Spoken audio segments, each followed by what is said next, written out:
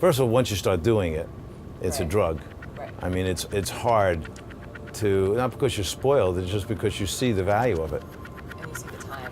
Yeah, I mean, time is money.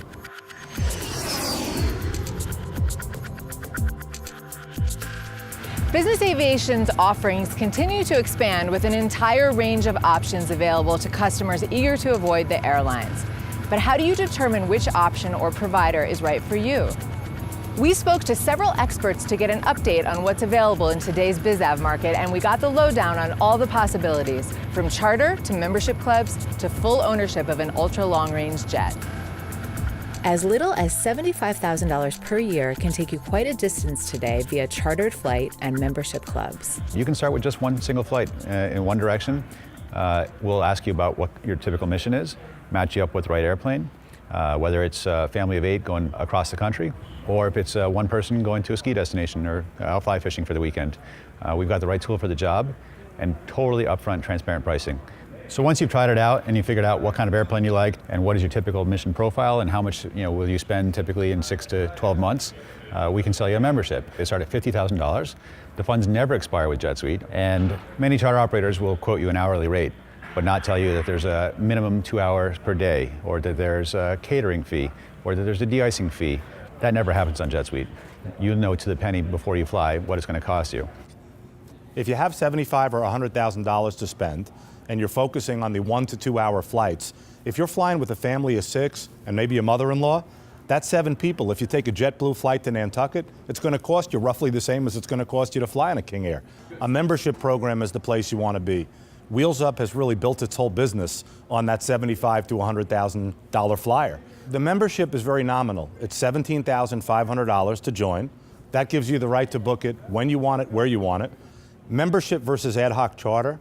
You don't have the consistency in ad hoc charter that you have in a membership program. You always know the pilots, you always know the airplane, and safety is number one. And for the most part, ad hoc charter is safe, but in our business, there's only one strike.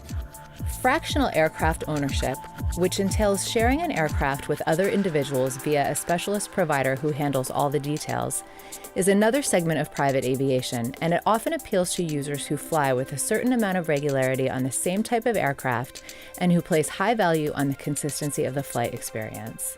So it's considerably more expensive than charter, probably considerably more expensive than your time cards, but it's a premium, consistent product, and that's how the fractionals sell the program, and that's what their customers value.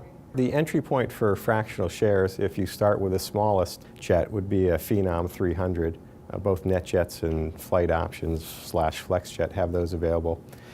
And if you lump in your annual cost, not just the monthly management fee and the hourly fee and the fuel, but if you include capital cost and the residual value decline associated with those shares, then a Phenom 300 an annual budget of about $400,000 per year. And from there it scales on up.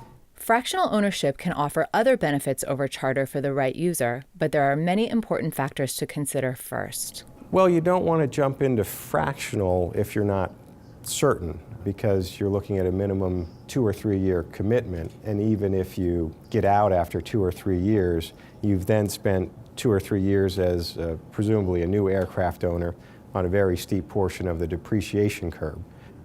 Maybe you have plenty of money to buy a whole aircraft on your own, and maybe even you have plenty of money to buy a whole aircraft and only fly it 100 hours a year, but there's a lot of management commitment that goes with a whole aircraft.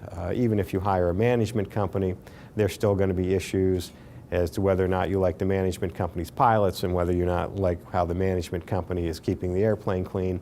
And so some owners choose a fractional share. It might be equally expensive or more expensive than whole ownership, but simply the convenience factor is such they don't want to be bothered. In terms of things to watch out for before taking the plunge, one, as we mentioned earlier, selecting the right aircraft. So it's a good fit. This is going to be a long-term arrangement, and it should be an aircraft that your prospective purchaser is confident will serve his needs for 5 years or ideally 10 years. So it's far better to get in on the low side when you're purchasing. It's much easier to add a share and increase in size than it is go down.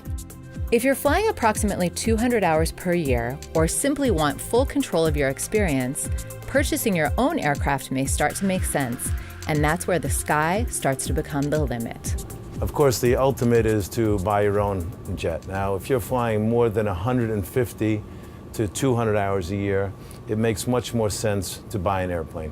Not because it's cheaper per hour, but if you start flying more than 150 hours a year, the amount of times you have to go searching for an airplane from a charter company gets to be a burden. And the airplane gets canceled, it breaks down, you don't know who the pilots are, you don't know what the maintenance history is. If you're flying that much, you just need consistency. The crew know who you are, the flight attendant knows who you are. You can leave your things on the airplane when you get off the plane and go for a few meetings for a couple of days and come back. And it just gives you much more comfort that you know the history of the crew, your cashmere blankets, your magazines, your type of Coke or Pepsi or whatever is on the plane. And as far as financially, there are basically two different categories of costs. So there's the fixed cost and there's the direct operating cost. So your fixed costs, depending on if it's a small, medium, or large jet, are the cost of your pilots, it's the cost of your insurance, your hangar, your parking fee, things that you have to pay for whether you fly or you don't fly. So for a small jet, it's probably closer to $400,000 a year. For a mid-sized jet, it's probably $600,000 a year, and for a large or ultra-long-range jet, it's about $800,000 a year. So that's the fixed cost. Then when you fly the airplane every hour, for a small jet, it's probably about $1,500 to $2,000 an hour. For a mid-sized jet, it's about $3,000 an hour, and for an ultra-long-range jet, it's probably $4,000 to $5,000 an hour. So, like I was saying, if you have $800,000 for your fixed costs, and for an ultra-long-range airplane, and your cost per hour is $4,000 direct, if you're flying 400 hours times $4,000, that's $1.6 million, plus the $800,000 for the fixed cost, you're at $2.4 million. So that's about how this works. Please visit our sister publication, BJT Online, for detailed information about all of these business aviation options, as well as a complete interactive aircraft guide.